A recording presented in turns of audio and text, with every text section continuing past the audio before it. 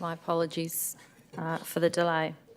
The City of Busselton would like to acknowledge the Wadandi and Bibbulmun people as the traditional custodians of this region and pays respects to elders past and present. Thank you for joining us today for this meeting. It is a formal meeting of the City of Busselton, and as you know, as you have been advised previously, certain protocols apply. The meeting is being live streamed and recorded to ensure an accurate and official record.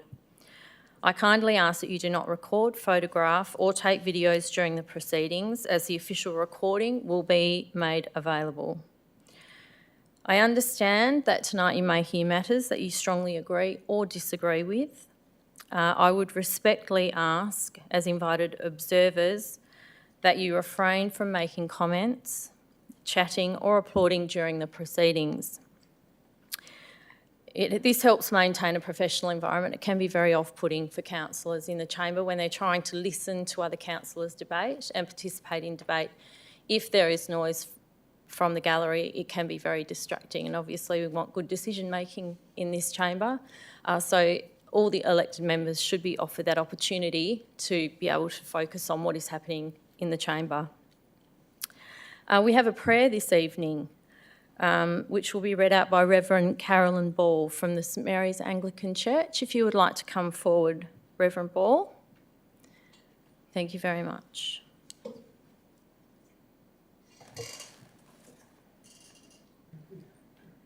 Lord, we seek your guidance as we gather here today. Grant us a spirit of unity and discernment as we discuss the agenda before us. Help us to listen to one another with respect, to act with integrity, and to make decisions that best serve the community of Busselton. We ask for your wisdom to guide our discussions on the future of this city, from its environmental to its local economy. Give us the courage to make decisions that are fair and considered, keeping the welfare of the community of Busselton at the forefront of our minds. In this we pray. Amen. Thank you very much, Carolyn. We do understand if you need to leave. However, you are more than welcome to stay and observe the rest of the meeting. In attendance today, we have myself, Deputy Mayor Kate Cox, Councillor Max Mueller, Councillor Michaela Love, Councillor Andrew McNish, Councillor Herman Dykstra, Councillor Anne Ryan, Councillor Peter Adams and Councillor Jared Kennedy. We have an apology from Mayor Phil Cronin. We have no approved leave of absence and no announcements from the presiding member. No, I have not received any disclosures of interest. In hindsight, councillors, does anyone wish to disclose an interest? No. Okay, we now move on to question time for the public. I have a couple of bookings tonight for people to ask questions, and I'll ask them to come forward first, and then after that I will ask if anyone else from the gallery has a question. There have been responses provided to previous questions taken on notice. The first person I would like who has registered to ask a question is Mr. Cameron Prentice. Is he here, Cameron? Would you like to come forward, please, Cameron?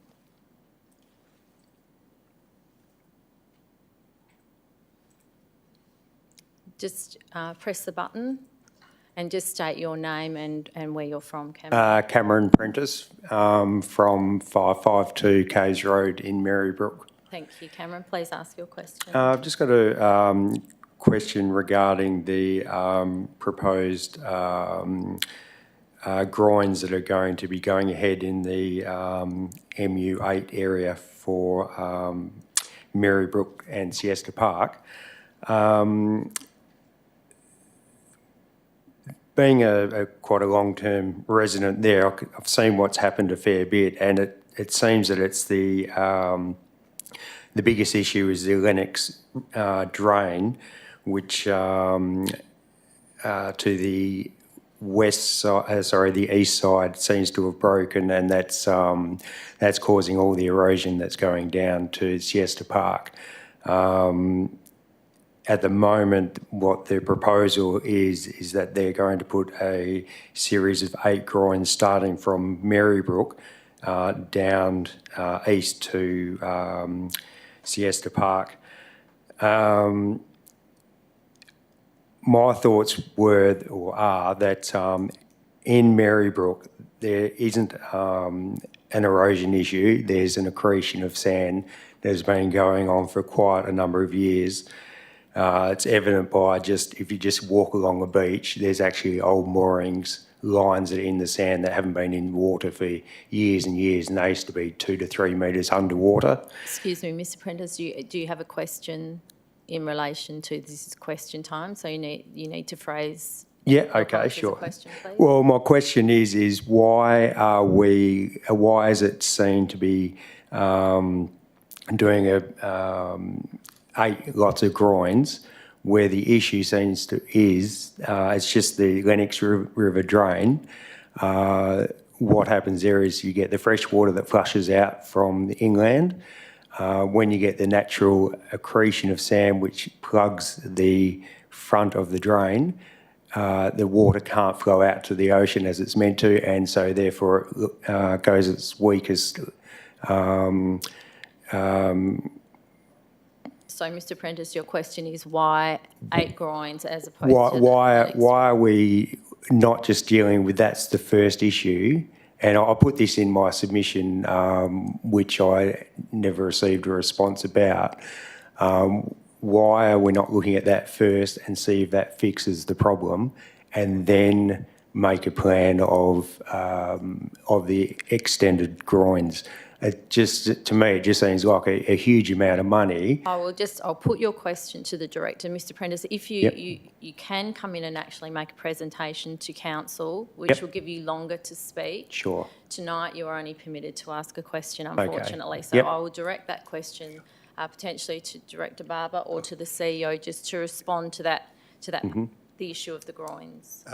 Thank you, Deputy Mayor. Thanks for the question, Mr Prentice. We'll take it offline and arrange a time for you to meet with myself and Director Barber or one of the other key officers in terms of what this is all about. There's no way I can give you a succinct answer to your question in this forum. So if you touch base with my office tomorrow, we'll arrange a time for you to be briefed on what the background is. Also, you'll note that the item was withdrawn from the council agenda tonight.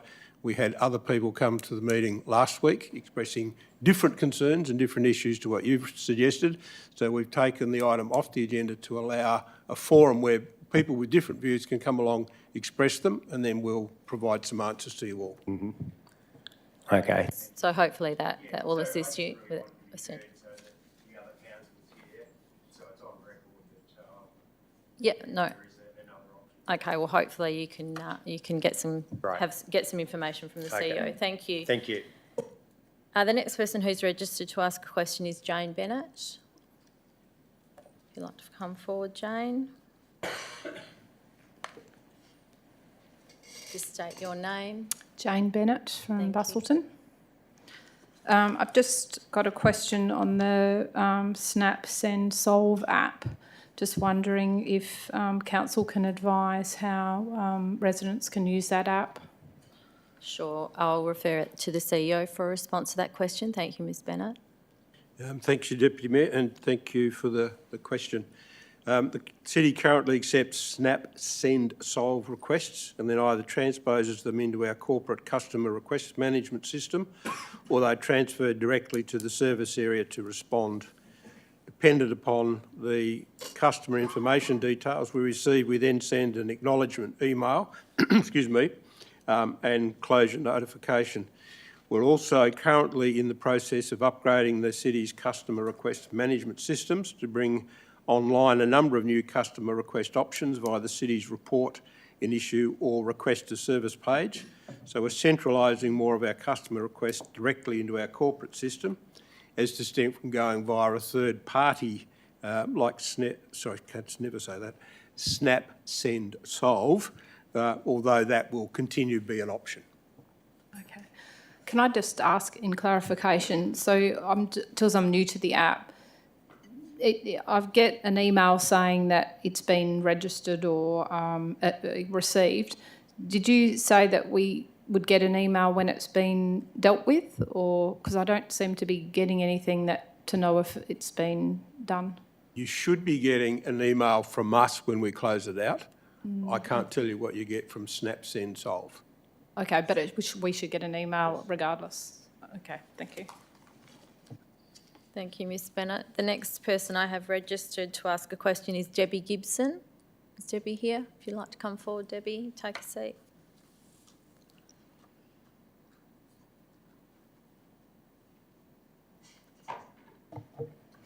My name's Debbie Gibson from Busselton. Thank you, Debbie. Just a quick hash on why the question's been asked. Since February last year with Mayor Phil Cronin, Holgate reserve courts for tennis and pickleball have been an undergoing issue for a long time now. And so with some angst today, I tried to get an answer to a question that I've been asking for nearly 6 months.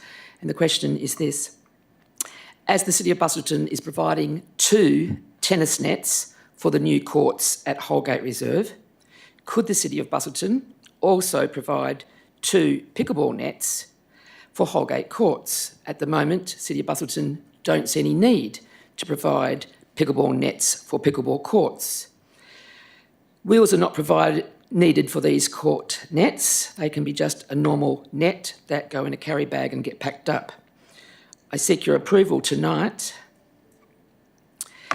for these 2 nets to be bought at a cost of around $300, which is way cheaper than 1 tennis net. I look forward to equity and an inclusion policy that you have that makes tennis players and pickleball players alike the same when we want to use court surface that are free to City of Busselton people. For those that don't know what pickleball is, that's the paddle, that's the ball, and you require a net. So there's no point Ms having Gibson, courts. your question is, will the city purchase pickleball? Pay for 2 pickleball nets. They're paying for 2 tennis nets. Who would like to respond to Ms Gibson? Mr Barber. Through Deputy Mayor. Thank you. My understanding is we're getting quotes at the moment for nets. So the intention is yes, but we're waiting for those prices to come in. For pickleball nets? Yes. Okay. So I'll get an answer through the chair about that, or from you directly, please. There will be an answer provided from the city regarding that issue once the quotes I appreciate have been that so obtained. much. Thank Thank you, you. Ms Gibson. I have Martine Shepherd registered to ask a question. Martine?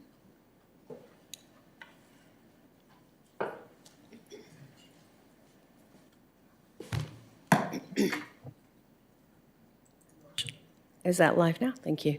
Dunsborough, Martine Shepherd. I have actually turned up in person today because when I requested to be online to ask these questions, I was told that I really couldn't. So unfortunately, there's a lot of people that are going to be prevented from being able to attend in person. I think that's something that perhaps the council could take on, that they won't be able to attend as there's fuel crises increasing. I think that's something that needs to be noted, that there's more availability online for people to ask questions. I'd like to speak to radar interference that was brought up at the AGM and the motion that was put forward, and then to Councillor Ryan.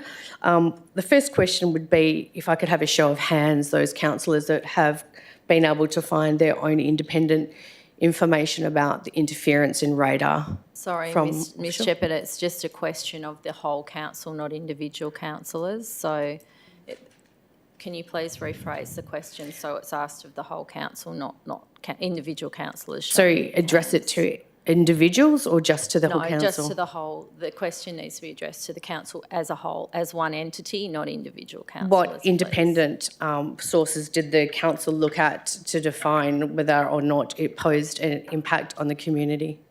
Radar interference by offshore wind turbines? So has the council Correct. researched? Mr CEO, would you like to provide a response to that? I can't respond to that here, no, sorry.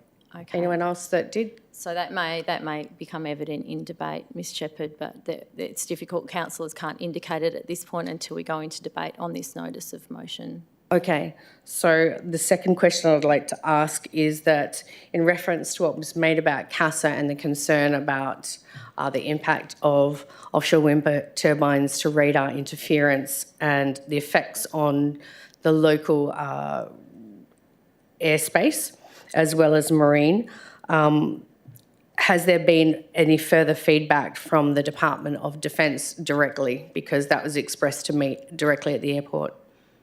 I'm not aware that that anyone from the Department of Defence has provided any formal advice to the city at this point. I may stand corrected from the CEO or anyone else, but I'm not aware that we have received any formal information. Thank you for your time. Thank you, Ms Shepherd. Are there any other members of the public who would like to come forward and ask a question? Yes, sir, you may come forward. Thank you, Deputy Mayor. Please state your name. Andrew Wynn from Yelling Up, Thank you, Mr Wynne. and I just had a sort of a slight preamble and a question. We are running a bit short on time, I'll keep it Mr Wynne, brief, so sure. if I just want a very, very brief preamble and then you may It'll ask be a brief, question. but I think it's important. If I think that it's going on for too long, I will let you know. I haven't started, so I'll keep it brief. But We could discuss how brief it could be. Firstly, I'd like to acknowledge the City of Busselton has shown it can act decisively and represent community sentiment in a collaborative fashion when it chooses to, particularly in its response to the Smith speech development. This was clearly evident with a comprehensive and detailed 94-page letter to the WA Minister for the Environment submitted by the City on March 3rd. So for that, the City should be applauded and acknowledged. Secondly, I'd also like to thank Councillors Dykstra, McNish, Adams and Ryan for taking the time with a personal response to my preliminary email in relation to the important and relevant subject of the proposed offshore wind farm project. And also, while I have the opportunity, can I also state for the record that the City is extremely fortunate to have such an experienced and respected acting CEO in Gary Hunt, currently at the helm. His extensive work at the City of Joondalup was exceptional, and it is now well evident that the City of Joondalup has never recovered from his absence. My summarised question to the Council is in several parts, but I'll keep it brief. Given the City of Busselton has previously demonstrated an urgency and a willingness to take a clear public and community position on the controversial Smith Beach development, due largely in part to prolonged lobbying by the Smith Beach Action Group and our locally represented member Libby Medham, can the Mayor or the Mayor's representative and the councillors explain why the same level of urgency, clarity and formal resolution has not been applied to the proposed largest intergenerational offshore wind infrastructure project in this region's history? This is despite significant and ongoing community concern on this being a legitimate and well-recognised local issue, and now coincidentally it's nearly 2 years to the day since the first flawed and highly criticised federal government public consultation period was conducted in Busselton on March the 20th, 2024. And can I just add a final point? I would sincerely hope that out of today's interactions, a calm and coordinated approach to the matter at hand could be planned and initiated, rather than some form of ad hoc process that is not presented in a genuine collaborative spirit from both the Council and its community. Thank you for listening. Thank you. Thank you, Mr Wynne, for your question. Thank you for listening. Would you like a response to the question? I was worried about the time, but yeah, yes, Oh, please. that's okay. I will provide a brief response. I may need to direct to Mr Barber for some further clarification. Obviously, as you are probably aware, anything that's built off further than the high water mark from the City of Busselton is not in our jurisdiction.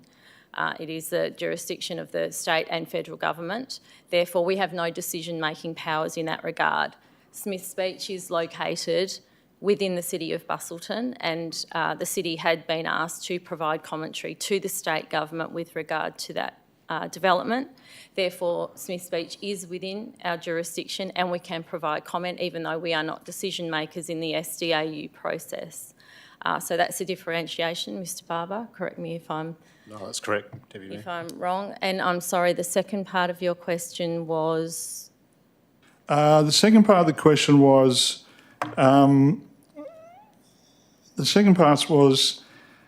why is it the same level of urgency, clarity and formal resolution has not been applied to the proposed largest intergenerational offshore wind infrastructure project in the region's history? My point being is that... I think I understand the question. You understand what I'm Thank you, saying? Mr. Wynne. Yes, I do.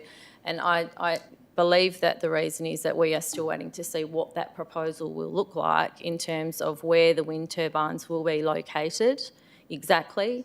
As we are aware, the feasibility licences have only just been issued and therefore there's years of feasibility studies to be done, and I think perhaps the time for commentary or consultation with the city will be when something concrete comes to the city in terms of what that proposal actually looks like.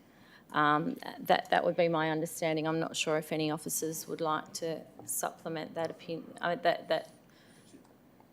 think. So what you're saying is that that it's not the council's position to have a preemptive stance in relation to how they feel about the project. Is that correct? It's difficult because it's not within our jurisdiction. Therefore, we can't provide a stance on something that's not within our jurisdiction. Do you feel that comment is confusing to the community, saying that we don't have a stance on it? The city has not been in a position to survey the community on what the community believes. The proponents have surveyed the community, but the city itself has not surveyed the community. Do you feel that would be an advantageous thing to do, to survey the city and ask the ratepayers? I'm not going to. That's the end of my my response to you. Thank you, Mr. Wynne, for the question. Thank you. Thank you. So we have exceeded the 15 minutes now, so I apologise to anyone else who wanted to ask a question.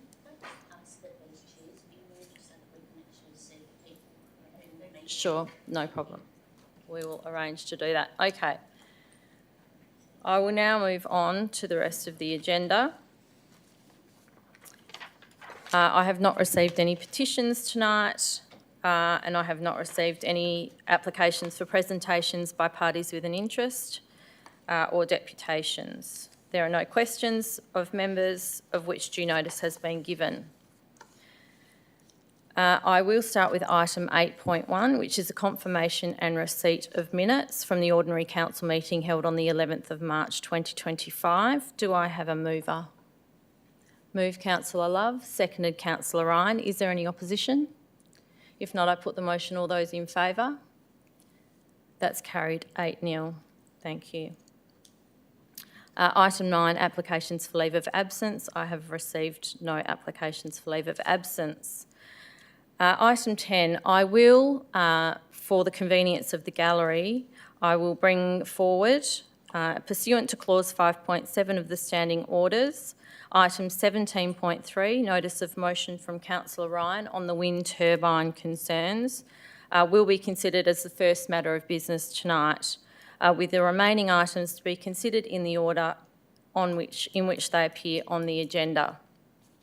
Therefore, I move to item 17.3. Before we consider this item, I would just like to make some commentary, as I just did with Mr. Wynne. I would like to reiterate to the gallery that the city has no decision-making role with regard to any offshore wind proposals. Such proposals are not, as I have already mentioned tonight, within the city's jurisdiction. A number of emails that were received by councillors and myself indicated that a number of community members believed that tonight we were making a decision on the wind turbines and issuing licences on the wind turbines. So I just wanted to provide some clarity. The city would only potentially have a role in decision-making if it received an application for land-based infrastructure.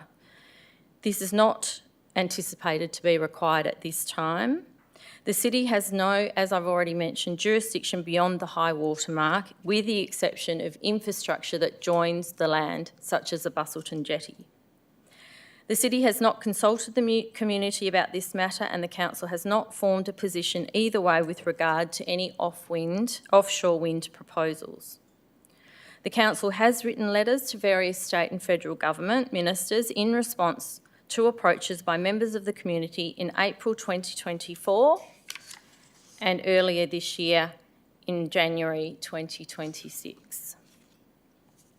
So therefore, I just wanted to provide some clarity that the only decision that is being made tonight is on Councillor Ryan's notice of motion, and the notice of motion states, as you can see on the screens, it is talking about getting clarification and formal advice in relation to potential radar interference and national security risks by writing to the following stakeholders. I believe there's 20 stakeholders, and then there's also a list of other requests which specifically relate to potential radar interference associated with offshore wind turbines. So there's no decision making tonight about the actual wind turbines. It is not the jurisdiction of local government. And with that, we will go to item 17.3. Do I have a mover, please? So moved. Moved, Councillor Ryan. Do I have a seconder? Seconded, Councillor McNish. Is there opposition? There is opposition. Councillor Ryan, would you like to speak to your motion? Thank you. Councillors, the reason why I'm bringing this motion back, albeit slightly differently, with the same intent as the one at the SCM, is because I believe the whole issue was badly handled, and the officer's report did not reflect the intent of what was being asked. Hence, in a nutshell, writing the same letter which went to the Premier and two federal ministers is the intent of this particular motion. It's interesting that the following letter was written in relation to Mr Mason Jones's motion emanating from the electors' meeting, and I'll read the relevant section.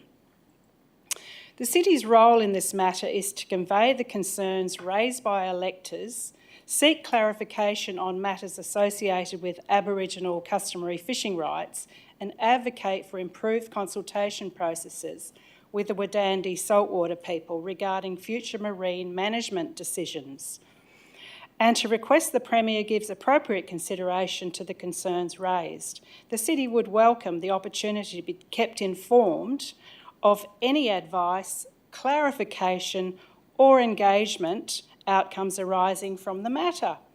Great letter. And that particular letter was written to Premier Roger Cook and the Honourable Jackie Jarvis. I think you'll agree it's comprehensive. But why was this given the importance that it was, yet the issue, which is far more concerning to locals and Aboriginals alike, simply watered down? And I thank Councillor Kennedy for his concern in relation to the licensing requirements from ANZA, CASA and DOD requiring consultation of the feds. However, this doesn't indicate that any information needs to be disseminated to the City, to councillors or these people sitting in the gallery. None. Point 2B of the motion states, whether such risks have been assessed in relation to the proposed offshore wind developments in Geograph Bay, and if so, whether the findings, including mitigation plans, will be made publicly available. A simple request, don't you think? Doesn't the community that you, we collectively represent deserve this information? As outlined in my reasons, the experience overseas shows that offshore wind developments can require defence-grade radar mitigations.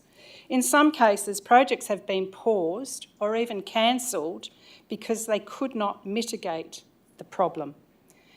Ensuring the right agencies are asked the right questions, not just three politicians who have not yet responded to our original letter, will hopefully elicit a response.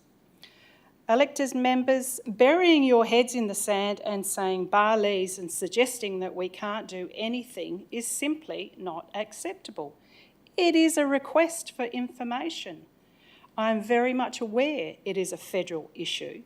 There are plenty of things which the feds have and will do, and we as taxpayers and indeed electors have every right to lobby their local elected members and simply gather information. The possible interference with air and maritime issues, think aircraft flying into Busselton, Margaret River Airport, RAAF, private aircraft, FIFO, helicopters, and local emergency services. Think shipping. Cruise ships, I have heard, may cease. And what of sea rescue? You would be aware of the email that we received from Mike Smith, a local volunteer, and his concerns. I've no doubt that other councils and indeed politicians are watching with interest. Councillors, I urge you to vote for this simple request for information from the agencies who are experts on an issue which will involve our city if radar is an issue. It's a simple request for information. Thank you.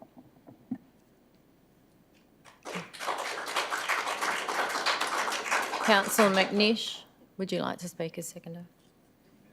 Thank you, Madam Chair, and well done for explaining the jurisdictional issues. I'm seconding this to also suggest an amendment, and I'll talk just briefly in support of the 99% of the content, and then I'll just move to my amendment. Look, this is research that I think everyone should be interested in, because everyone uses power, and the state government has said they're getting out of coal by 2030, which means renewables to generate power, which means wind and solar. But if the wind turbines aren't going in the bay, where are they going? Now, Point of order. Sit down, Councillor McNish. Councillor Kenny. Relevance, considering this is about sending, requesting information about radar interference, not so much about renewables. Thank you, Councillor Kennedy. I will just urge Councillor McNish, please stick to the debating the notice of motion. Thank you. so the exercise is an information gathering exercise that this local government will possibly be needing in helping the community with its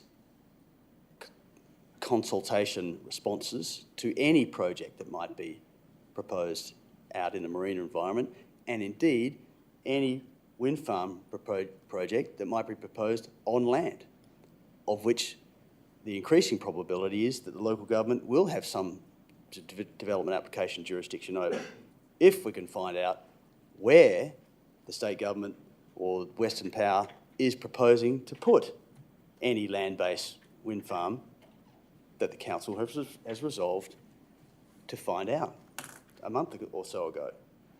So this is relevant. Data gathering, information gathering is relevant.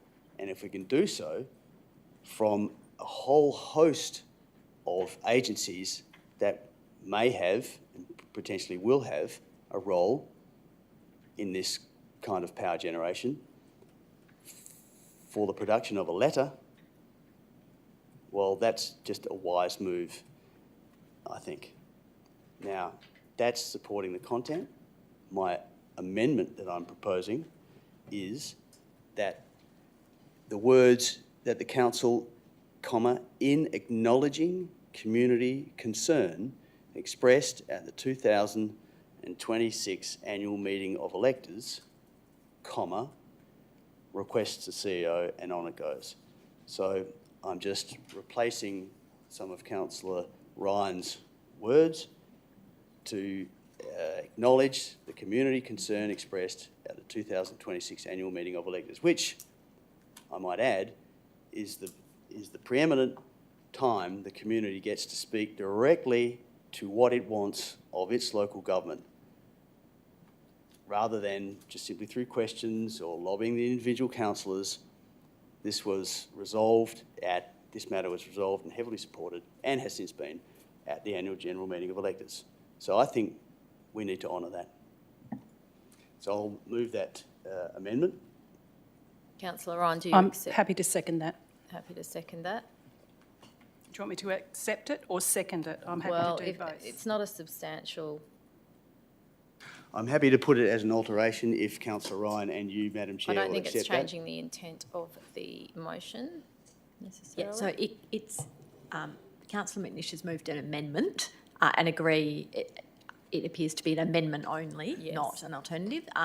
Probably the most appropriate process is if someone seconds it and then it's put to the vote. Okay, Councillor Ryan has seconded the amendment. So we will look at the motion with the amendment, and I will put, is there opposition to the amendment? Yeah, so you just need to vote on the amendment itself. Yeah. So put that now? Just put the amendment, yeah. Put the amendment. All those in favour of the amendment?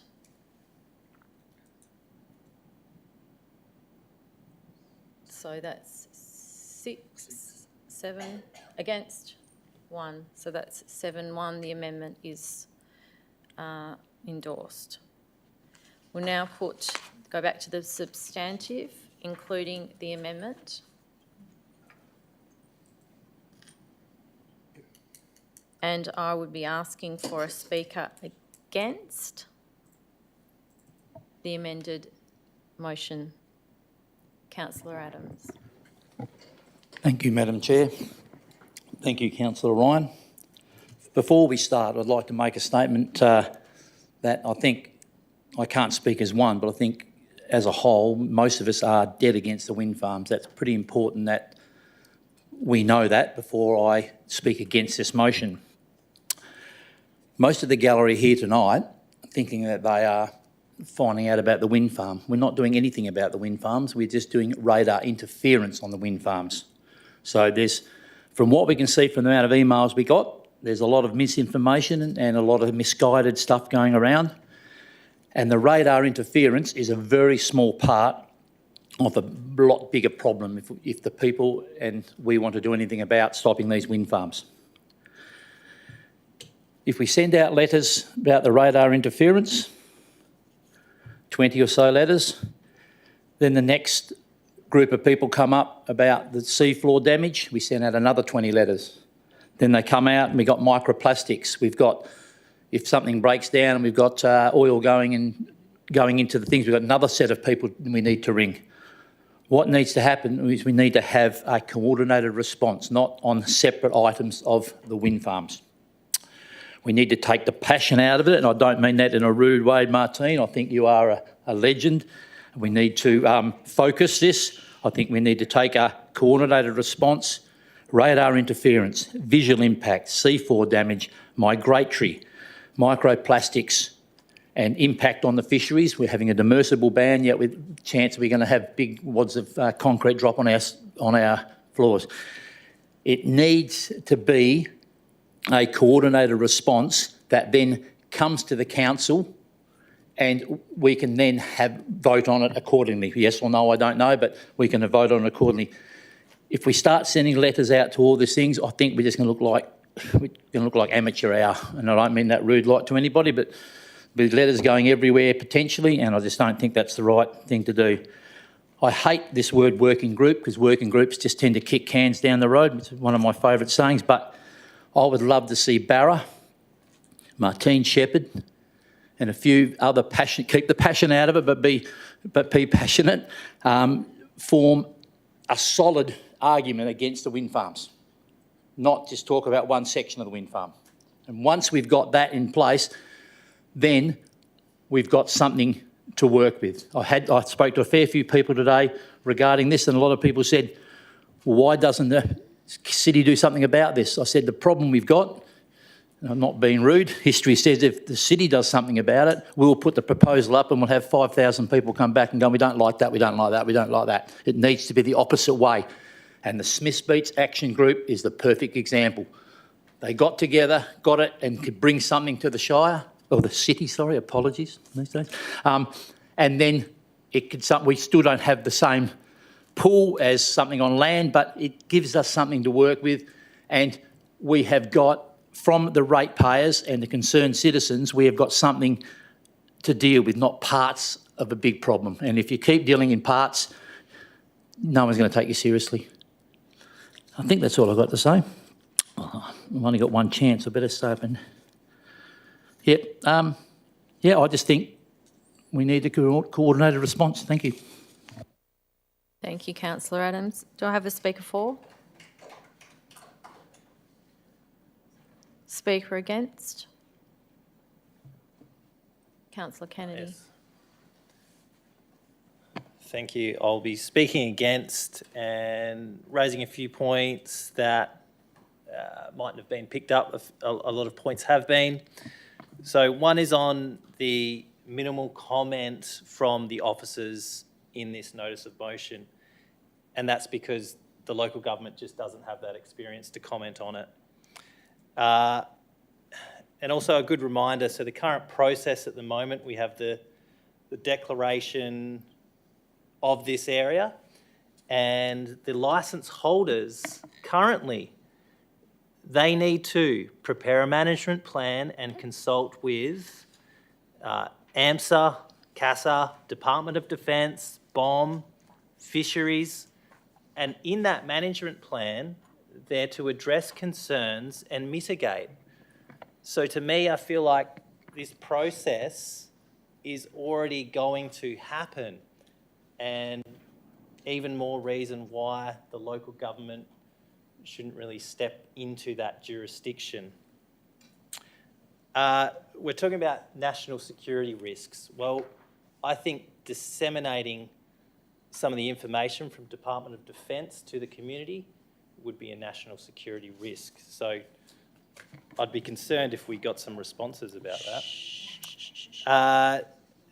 Now, Councillor Adams mentioned, and I'd concur with that, you know, it's important for the community to have their say, but I think that needs to be effective.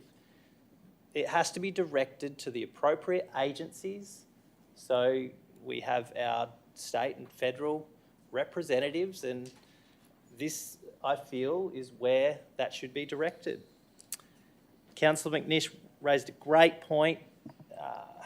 Yeah, this was raised in the AGME, but I mean, it's confusing. You know, this was brought up, and we've already sent a letter to it, and now we're bringing it back. We're going to send another letter to it. It's should we have gone there in the first place? I understand, you know, the AGME is a very important place for the community to raise motions.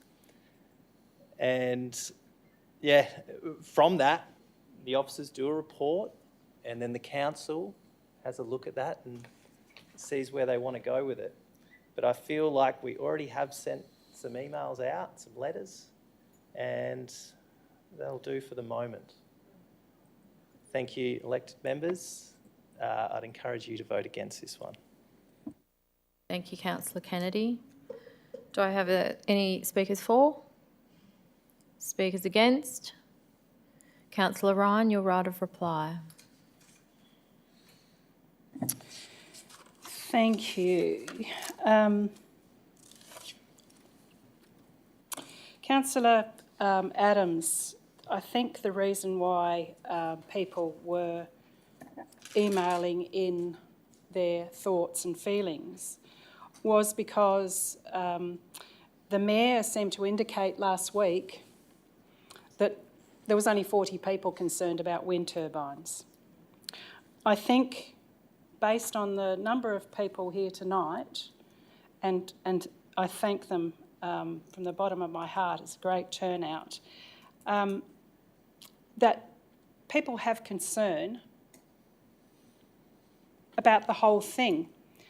But this one issue was about radar interference, and as I said previously, it was handled badly initially.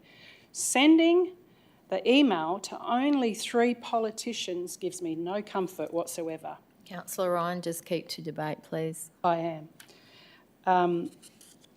This is about the electors' concerns, the people that you represent. And the concern was raised at the electors' meeting, and then we had a special council meeting to try and reflect that. And it didn't work, and I certainly voted against it for that reason.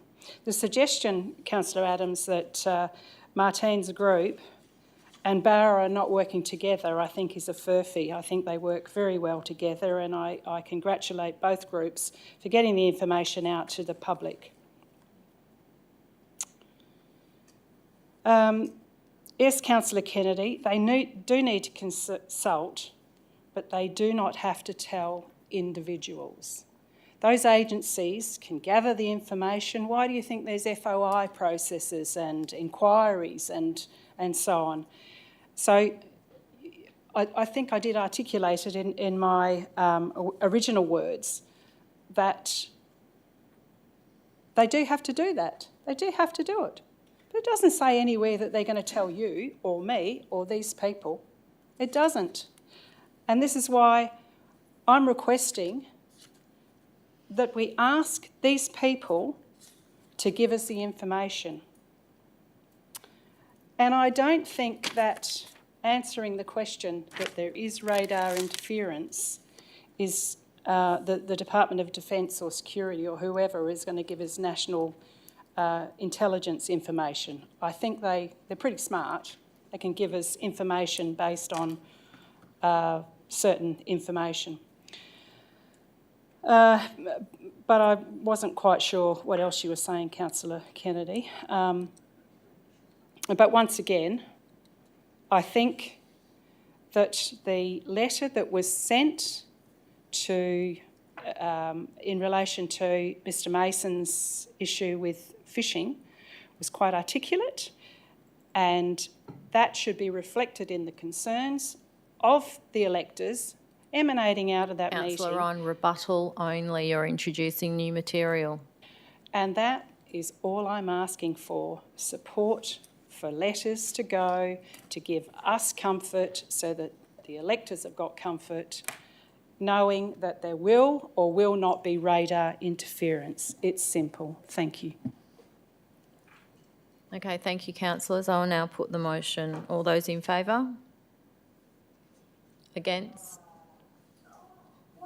The motion is lost. Thank you.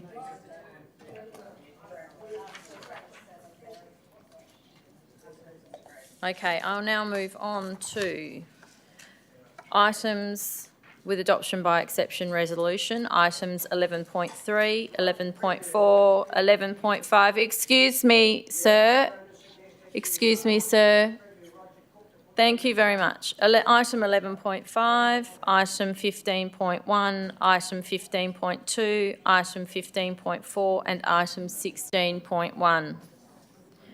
Do I have a mover for the en bloc? Sorry, Deputy Mayor, do you mind if we just pause for a moment? I can't hear what you're saying. Sorry, Councillor Mueller, I'll wait for the gallery to clear. If you could all please move out quickly so we can continue the meeting, that would be appreciated. Madam Chair, can I ask a question? Just Councillor McNish. Bit of a filler. Did you say item 11.1 in that en bloc? No, I did not. No, sorry? No, I said item 15.1. But, sorry, it was hard to hear. I apologise. I'll read them out again once the gallery's cleared so that we understand what we're voting on.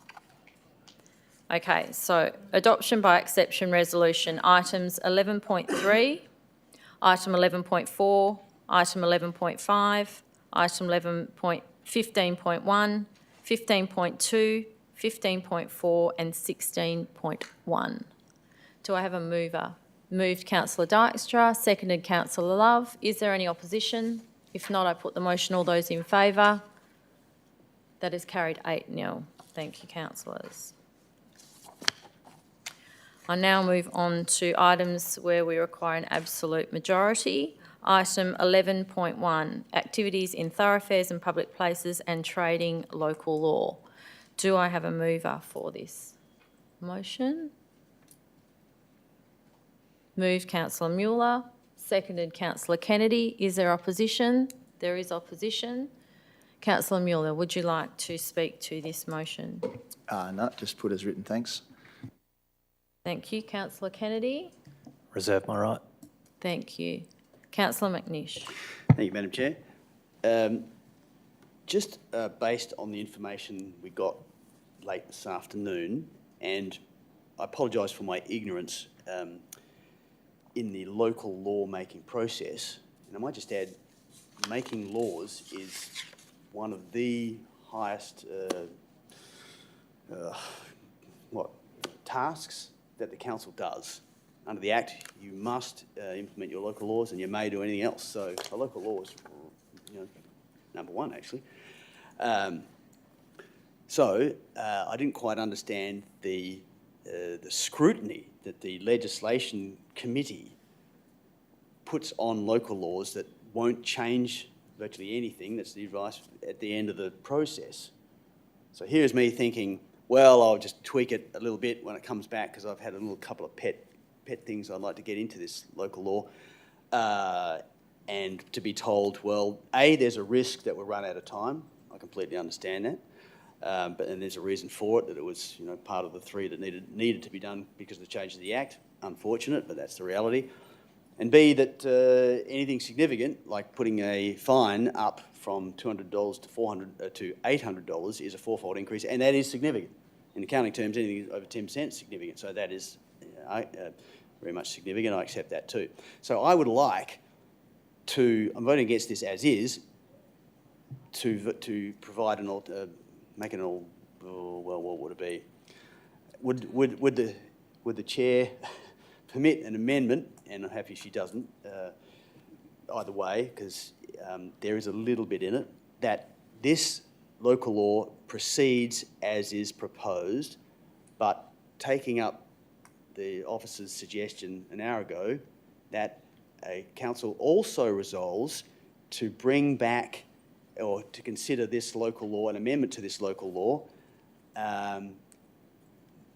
within the next 12 months. And the amendment that I'd be looking for, the content of some change I'd be looking for in this ancient Walga model local law would be along the lines of a clause noting the regulation of electrical signs. As I raised in the briefing session, I didn't really get the clarity on the exclusion of that within what happens every 2 years and how that might be policed or treated by our local law. And here we go, other than the fine as well, but here's my pet. A clause limiting the duration of for sale signs that they can remain in front of properties in the road reserve, effectively promoting the agent themselves with a picture bigger than, whatever, staying there for months and months and months. I would like to see some consideration of what control we would have to remove or have that sign removed X weeks after the settlement. So I apologise, I didn't get my little pet thing into this process 6 months ago, but I don't want to wait another 8 years. Is that right, CEO? 8 years for reviews of local laws? Every 8 years? Must be done every 8 years. That doesn't limit you to every 8 years. You can do it much more. Thank you. And when you've finished, I might make a comment. I'd love you to, because I've finished. Thank you. Mr. CEO, would you like to make a comment in relation I hope to this the adds proposed amendment? value. I would just caution, as did your legal advice tonight, if you hint at even another change, when we write to the committee, if you're talking about another change now, they're going to ask, well, why aren't you doing that change at the moment? So I would caution you or implore you to adopt this. You've made it clear there's another change made, that we can get this out, get this promulgated, it's in place, then you can bring back another review. I just fear that if you make an amendment that says we want to make another change, if that gets into the arena, I'll tell you now what that committee will do. It'll reject it and send it back and say, you're on record as saying you're not actually happy with it. So I would just suggest, if I might, and I understand you might need to vote against it, but get this through, get it promulgated, you're inside your 8 years, doesn't stop you from reviewing it in the next 12 months after it's been through the process. And if Yeah, would you permit me a clarification question? I would just like to say that I concur with the CEO in that your amendments do seem comprehensive and councillors have not had sufficient time to consider them tonight. Therefore, it would be my preference for you to either for the local law to be reviewed again in a shorter period of time, or you bring it forward as a separate motion. Yes, But well, you may ask. Point of clarification then. Point of clarification.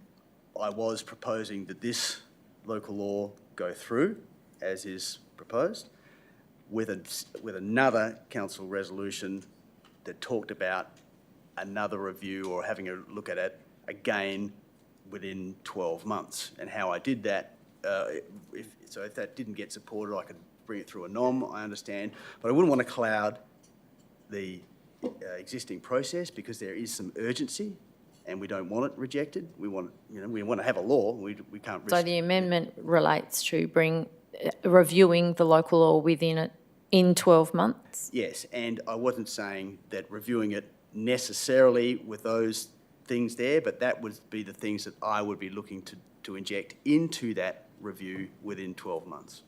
Is that timeframe reasonable? Can I offer this? Could the amendment be that the CEO be requested to bring back a report on further amendments to local laws inside the 8-year period? That'll be a trigger mechanism because this won't be the only one you've got. 8 years is the maximum period you can go. Doesn't mean you can't bring it back earlier. So clarification, Madam Chair, we have a local law review cycle, but I wouldn't within what was suggested, I wouldn't want to risk that cycle being outside of the next 18 months because I've only got 18 months. Ms Pearson would just like to make a comment. to, I guess, further support and add to what the CEO said, the process of amending a local law is also quite a regulated process. So there is a prescriptive process to follow when you are even doing an amendment to a local law. So we would need to be quite careful about the way in which we worded any additional amendment.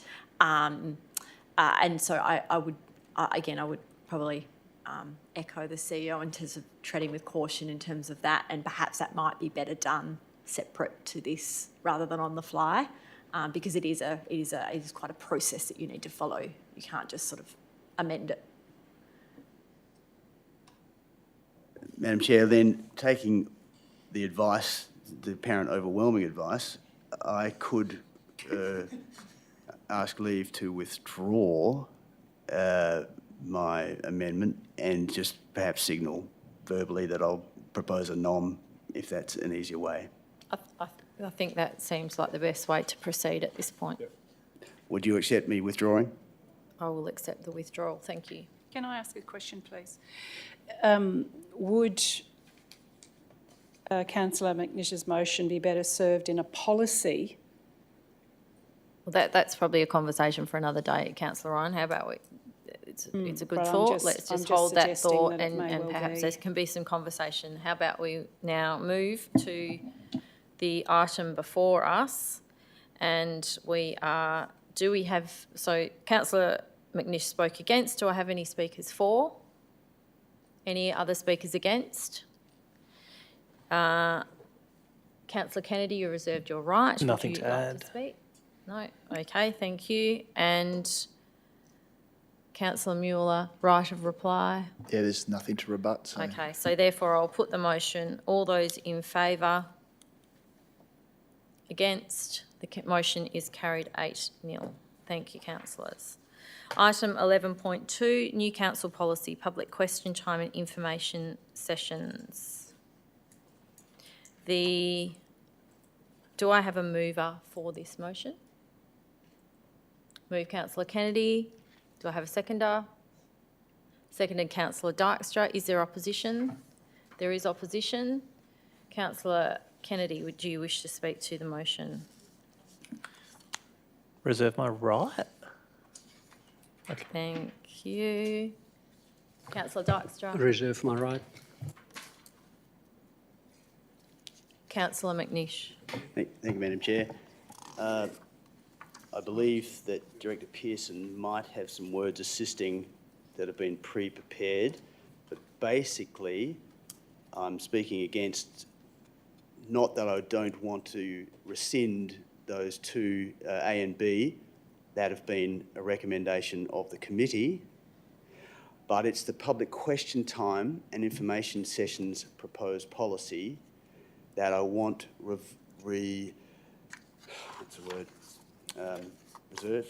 referred back to the committee for reconsideration, and in suggesting that that's what would be an appropriate point. There are a number of individual clauses that I think are superfluous. There's capitals that need to, I mean, something as minor as capitals needing to be required for the word council and committee, but my major concern is that I'd like to see some considered commentary on, and I've spoken to this, the fettering of the presiding member, or in the council situation, the mayors or the deputy mayors, control of setting the rules for if there are any gaps, or being flexible enough to deal with any situations, as has been tonight, in public question time.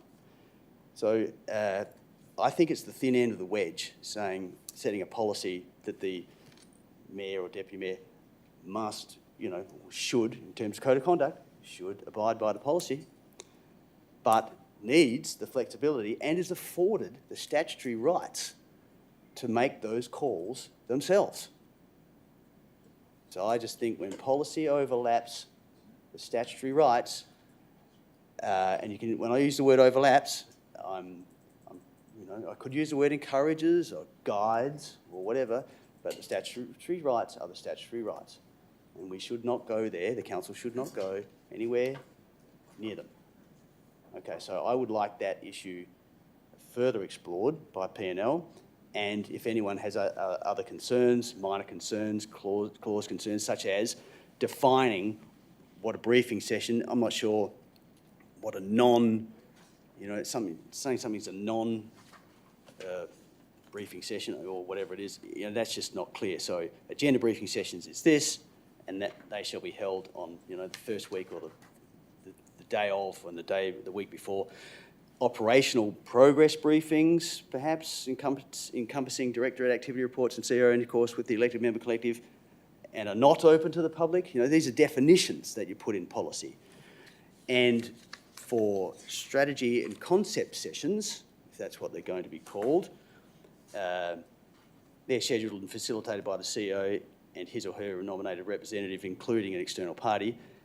Here we go. They will generally be advertised. And now I'm not proposing this. These are types of discussions that would be had when this matter goes back to P&L. Will these sessions, these concept and strategy sessions, generally be advertised and open to the public?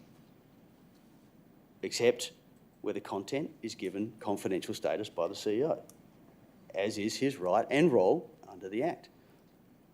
And I'd also like a bit of a pet subject, that workshops are a council-resolved instrument. I think that gives them suitable status, and they contain a purpose. When they're resolved, they contain a purpose in any conditions applying. And perhaps they too might be publicly advertised. But again, where the content is given confidential status by the CEO, as per section 523 of the Act, so be it.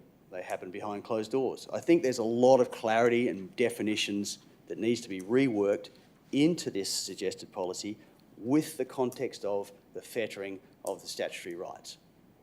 So please support my proposal to rescind 1A and 1B as per the committee's recommendation, yet refer Part 2, the review of the meetings and information sessions and decision-making policies, back to P&L for future consideration. Thank you.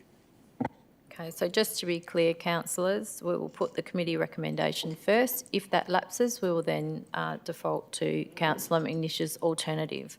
So do I have a speaker for the committee recommendation? Any more speakers against? Councillor Ryan? I speak against because I think it hasn't been very well thought out. The Point of order. Yes, take a seat, Councillor Ryan, please. Councillor Ryan, please take a seat while I establish what the point of order is. Can I do a procedural motion? The motion now be put. Yes, you may put a procedural motion that the motion now be put. Do you have a seconder for the procedural motion? No seconder? Unfortunately, the procedural motion lapses. Councillor Ryan, please continue. Thank you. Removing the words "are encouraged to" with "should" makes it a mandatory requirement, and under the guidelines, that's not allowed. There was also one that I picked up that I'm not finding where it is at the minute, but it wasn't cognizant of if a person doesn't turn up to ask the question, then there was the procedure for the answering of that question wasn't there. So I think if we're going to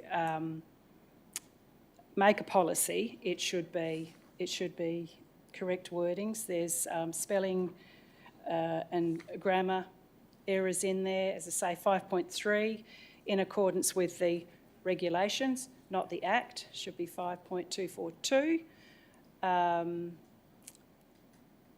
And what else did we have? The last one, as I said in our briefing session, was that 519 should probably read, informal briefing sessions are not open to the public, because the confusion is that we had a briefing session tonight and members of the public were there now. I think there'd be an uproar if we closed those sessions to the public. So I think we need to change our wording and be a little bit more succinct in the following of the guidelines by the department.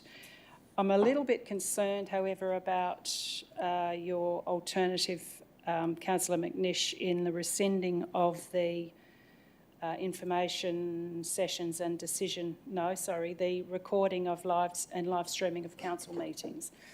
Can I please get an assurance, and then I'll shut up, that the community will be made aware of how those live recordings work in relation to the policy that we had and how it will work now? I understand that they're going to be mandatory through the Local Government Act, but I think there's some people here that would be assured by that information.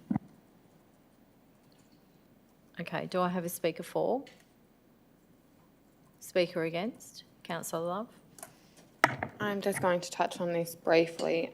As we heard today from somebody coming and speaking to us for public question time, especially given the rising costs with fuel prices and the briefing we've had just recently about concerns over that, I do think it has been an oversight that this policy, from what I have obviously already read it, but I was just quickly rereading through it then, doesn't actually address the ability for public to ask questions via live streaming facilities, and I think that is something that we should be addressing in this policy, especially going forward, and it has been a bit of an oversight that hasn't happened previously.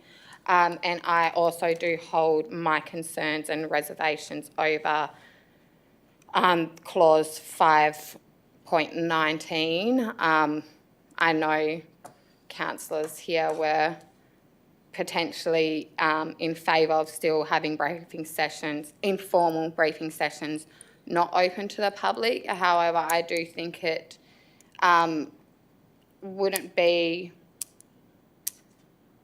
a negative thing to look at having some non-confidential strategic briefing sessions actually open for observers to come and watch and understand how we get to our decisions, because as some councillors would be well aware, and new councillors will become aware, when we get up to doing our strategic community plans, our long-term financial plans, our budgeting plans, there is a lot of decision-making processes that happen in those informal briefings.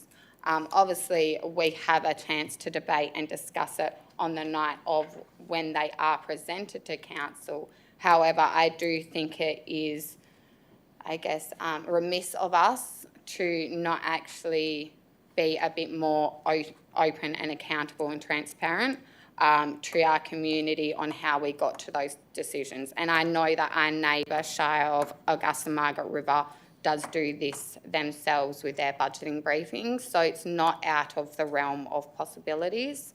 And yeah, that's why I am in support of Councillor McNish's alternative, and I've urged councillors to vote against the committee recommendation. I just think there could be a few extra improvements in here. Thank you. Thank you, Councillor Love. Any speakers for? Speakers against? Councillor Dykstra? Nothing to add. Reserve your right. Councillor Kennedy? Nothing to add and no rebuttal. I will then put the motion. All those in favour of the committee recommendation? Against? Committee recommendation is lost 8-0. We'll now consider councillor... 7-0. We've lost a councillor somewhere along the way tonight. We've lost a councillor. 07. Thank you. Thank you for the clarification. Okay, so we'll now consider Councillor McNish's alternate motion. Councillor McNish, would you like to put your alternate?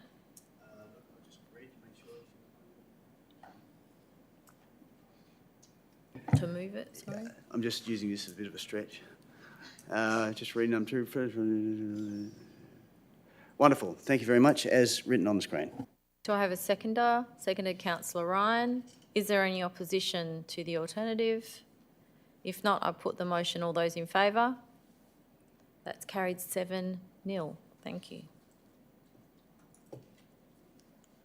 We now move on to item 15.3, 2025-26 mid-year budget review, absolute majority required. Do I have a mover for this? Move Councillor Kennedy, seconded Councillor Love. Is there any opposition? If not, I put the motion. All those in favour? That's carried 7-0, absolute majority achieved. Thank you. Now move on to my notice of motion, automated defibrillators in public places. I will move the motion. Do I have a seconder? Seconded Councillor Love. Is there any opposition? There is opposition. I will therefore rise to speak to my motion.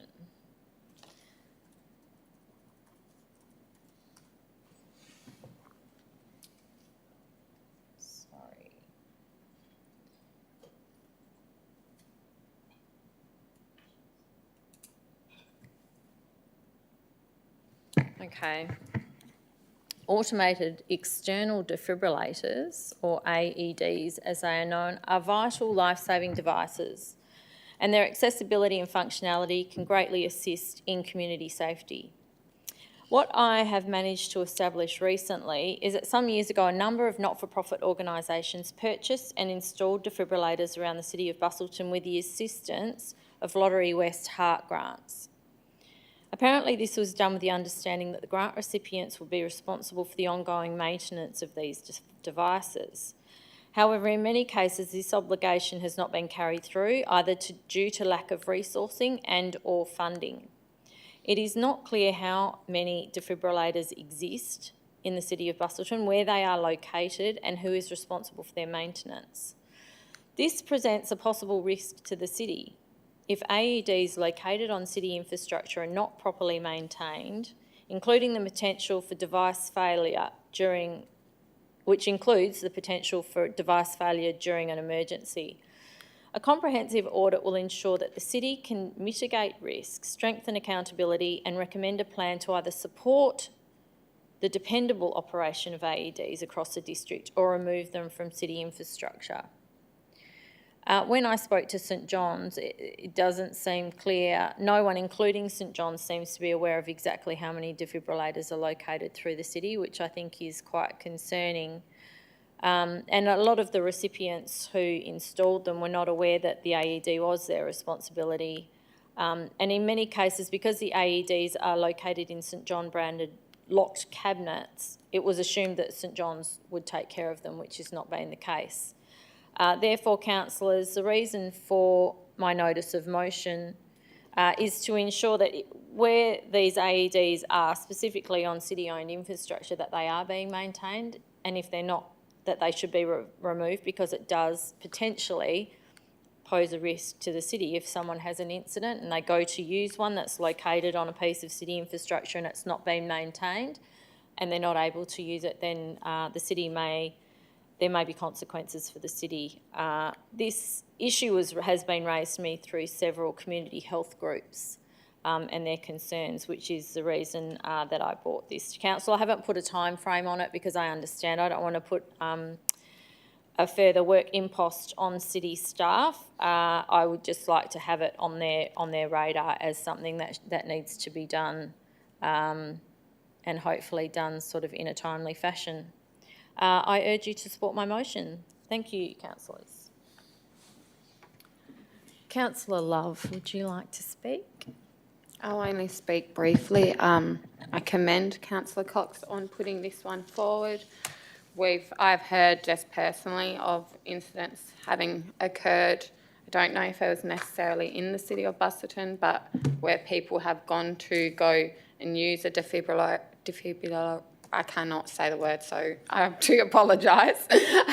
But they've gone to use these devices and they haven't actually been in the proper, maintained properly, so they weren't able to be used and the person unfortunately passed away. So I do think it is quite a important thing for us to look at. And as written by the officer's comment at the last page, if supported by the council, the proposed audit would actually enable officers to formally verify the information that has been provided by St John Ambulance regarding these devices and report back in accordance with the matters outlined in the notice of motion. So I don't believe that this is an overly onerous thing for the officers to do. As Councillor Cox did allude to, she hasn't put a timing on this, so it shouldn't be particularly onerous if we've got more strategic things that are of priority to get done.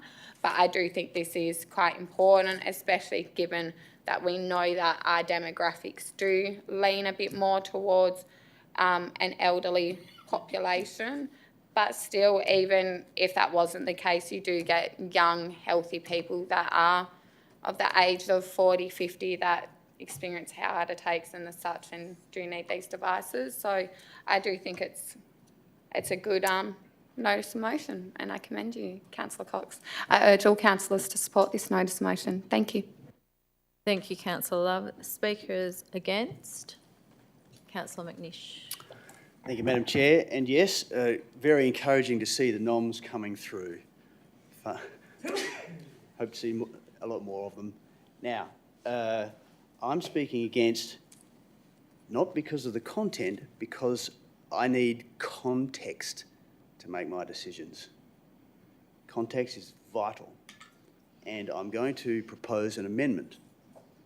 And the amendment is to refer the matter, the NOM, to the Audit and Risk and Improvement Committee. Now, in doing so, I hope that will be agreeable, because in doing so, I heard Councillor Deputy Mayor Cox talk many times of risk. And so the council has a committee that assesses risky matters, and particularly on this matter, the context is, as Councillor Cox alluded to, whose property is it on?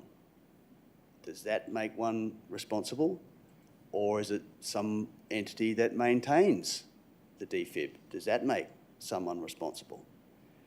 So I'm not sure, and because the motion as proposed doesn't speak to that, very difficult for me to support it because I don't have that contextual risk that would attach to this when it comes through the Audit and Risk Committee. Now, at risk of being point of ordered and for the relevance, I would beg Councillor Kennedy to give me 30 seconds to highlight what I've just talked about in a real example. When I did my risk qualification, lecture 1, day 1, the example was, I forget who it was, I should have looked it up, versus the Rottnest Island Authority. Now, we pretty well all know Rottnest. Out at the basin, there's a sign. Well, back then there was a sign, back in the 60s or whatever, saying no diving. All right, now the sign was faded, and so the organisation, the Rottnest Island Board, said, let's just replace the sign. We'll just maintain, not the defibrillator, but maintain the sign. It needs maintaining. Okay, so they rushed out and put a beautiful sign, no diving, all good. Yeah, let's have a bigger one, you know, multicultural, it has the words and the picture with a big slide, all good.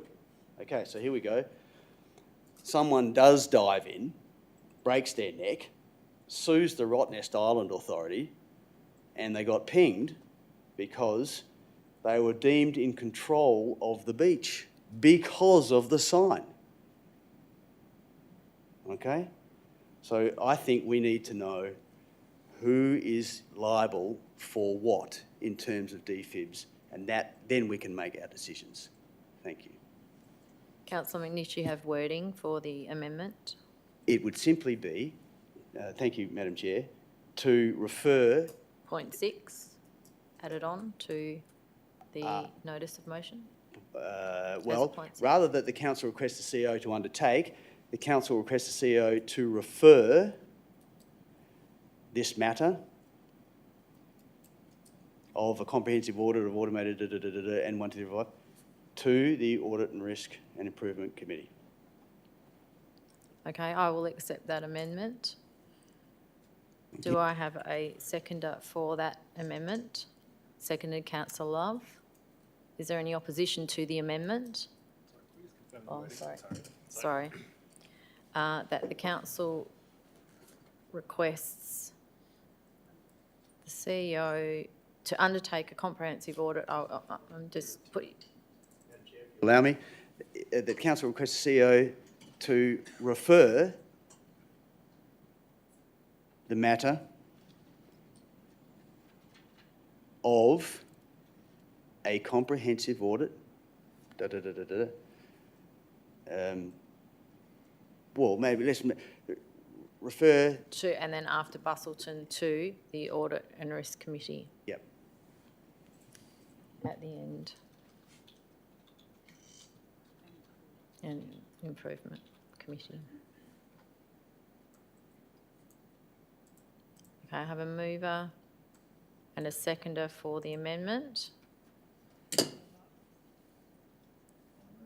Yeah, Councillor Love, seconded. Is there, so therefore I'll put the amendment. Those in favour? Question, We're just in the middle of a vote, Councillor Kennedy, so you might be a bit late with your question. I'm putting it to the vote now, so in favour? 1, 2, 3, 4, 5. Against? So that is carried. The amendment is carried 6-1. I'll now go back to the notice of motion, and we are up to Speaker for. Speaker against? Who seconded? It is my, it's my right of reply. I don't think I need to add anything else, councillors. Therefore, I will just put the motion with the amendment. All those in favour? Against? That's carried 6-1. Thank you, councillors. I'll now move on to my next notice of motion, which is item 17.2, advocacy for safer pedestrian crossings on Caves Road, and I will put the motion. Do I have a seconder? Seconded, Councillor Adams. Is there any opposition? Councillor McNish. I will therefore speak to my motion.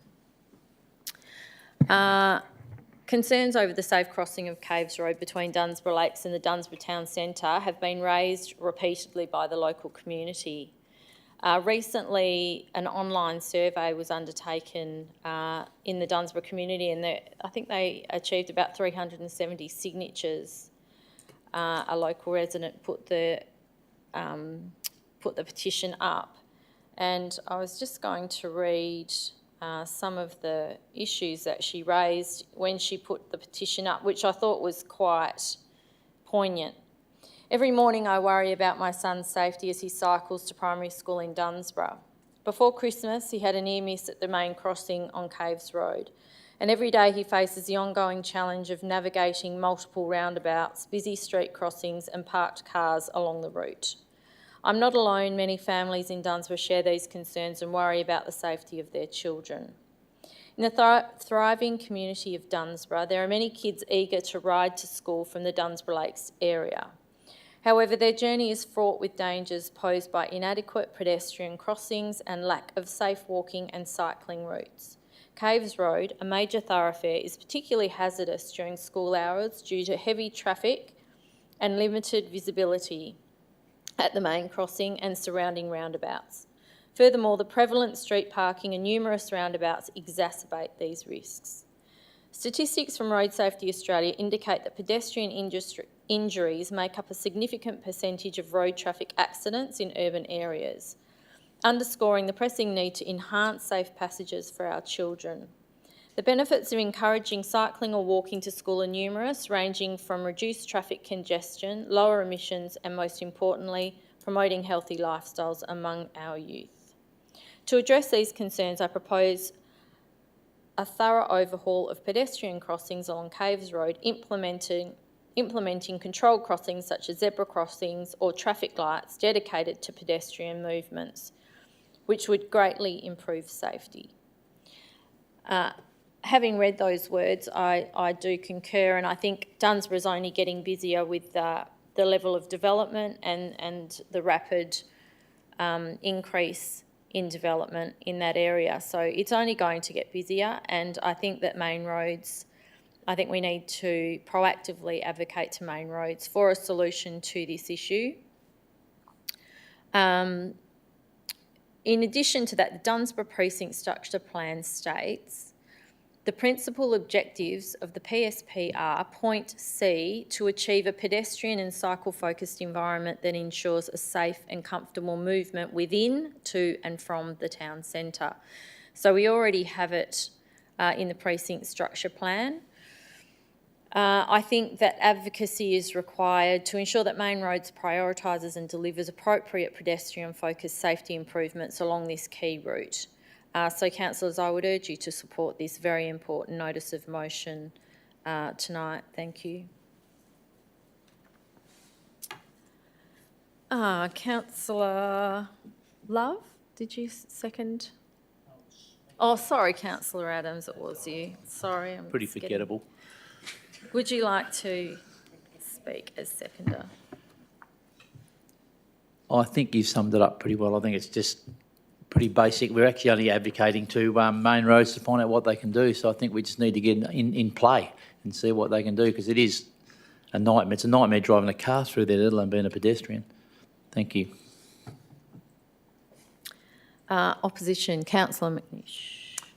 Thank you, Madam Chair, and good to see another nom. Well done, and very good content and very much needed. I'm speaking against to propose an amendment.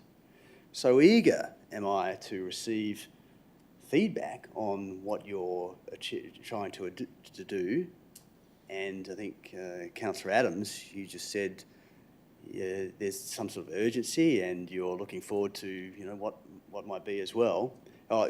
When we find out, or something towards those, I don't want to put words in your mouth, but when we find out, yeah, I'd like the council to receive the outcome of this.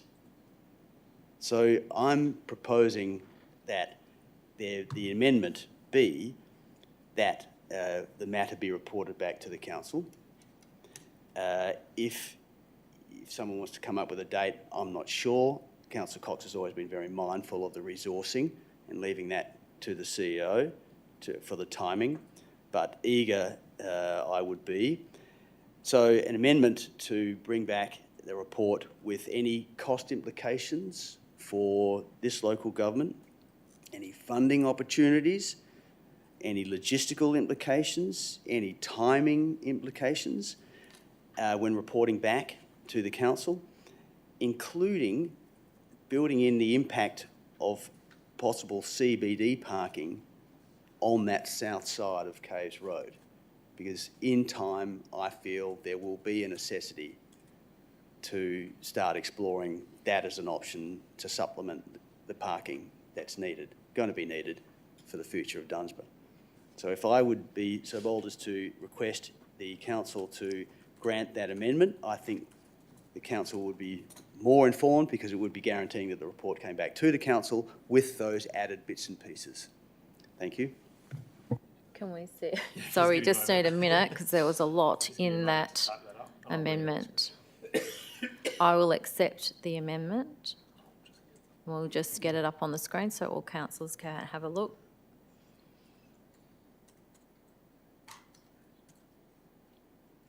And make sure that it is what you're intending, Councillor McNish.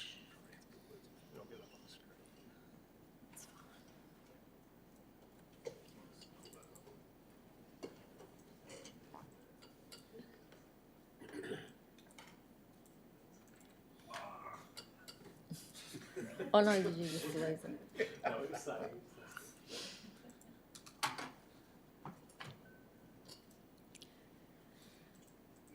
Do you suggest that that became a fifth dot point, or number 2 is?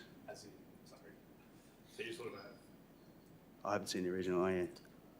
Yeah, because you've got numbers 1, 2, and 3.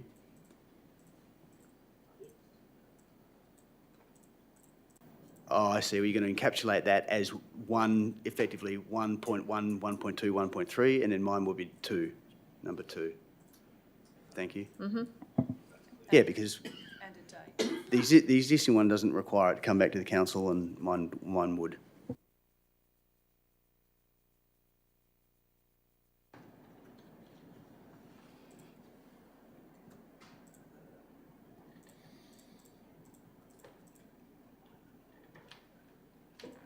Just a bit of editing work to be done, and then we'll be able to see it on the screen.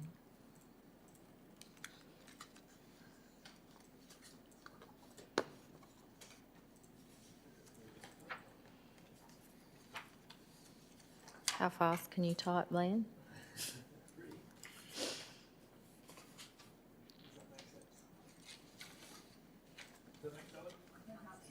Oh, sorry, I did all that without a show. Madam Chair, it needs a date. You would like to add a further amendment, Councillor Ryan, of a date? Well, I think Councillor McNish did say that he would like a date. Councillor McNish, would you like to add a date into that amendment? Or a Yes. timing? Well, Madam Chair, in the WALGA or departmental practice notes, it does say that a good motion includes a date. Well, perhaps because we're all very eager, maybe as soon as practicable would give the flexibility to all and sundry to report back. But yeah, my main point is, of course, to have it come back to the council with that added information. So perhaps as soon as practicable, if that's acceptable to the CEO.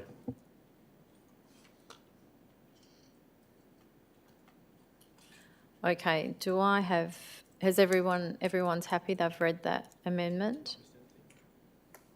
Everyone's happy with that? Can I get a seconder for that amendment? Seconded, Councillor Ryan. I'll then put the amendment. All those in favour of the amendment?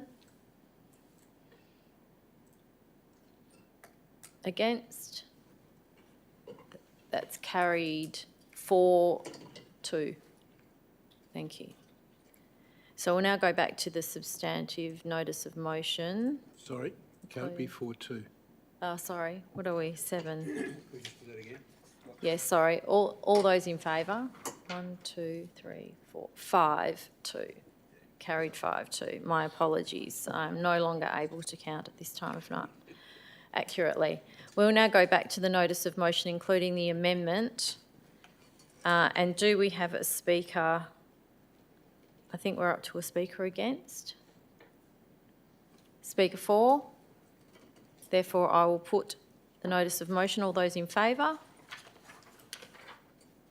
That is carried 7-0. Thank you, councillors.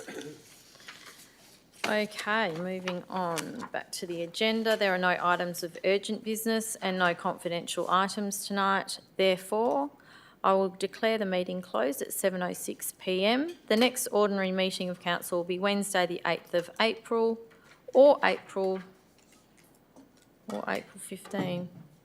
Oh, it'll actually be the 15th of April because item 15.4 was carried. Sorry. Thank you for your attendance this evening.